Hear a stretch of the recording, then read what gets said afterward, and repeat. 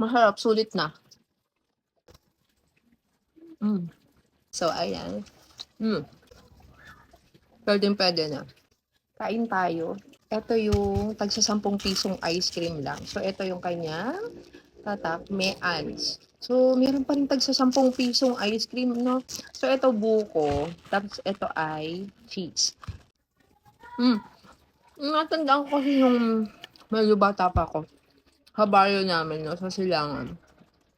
Meron mga naglalako na mga nagsosorbetes. Buko siya, pero may munggo. No, may munggo dyan sa pinakatuktok. Pero ngayon, buko siya. Ayan. Pero wala nang munggo. Pero ayos lang, no? Aha. Mura.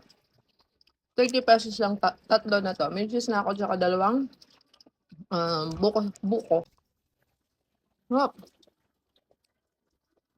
Hindi siya matamis. Kaya lang, na-share ko lang. Kaya sobrang init ngayon. Buti na lang kapitbahay namin may tindang ganito. Gandang-tanda ko talaga nung bata ako.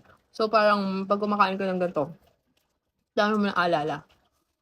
Tipong pagka naglalako, nagtatakbo ka na sa kalsada, bibili ka.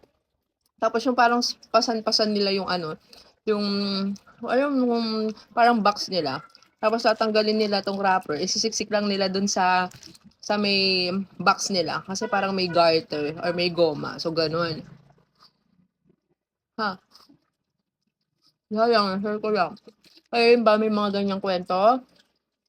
Mga mima ng mga sisi. Sarap lang kasi balikan. Buto na lang nagtindi yung kapitbahay namin. So, ayan. Kain tayo ng ice cream, ice drop, buko, ice cream on stick. Yan, ice cream on stick. So, yan mga mima. Nahir ko lang. Summer na, no? Init na.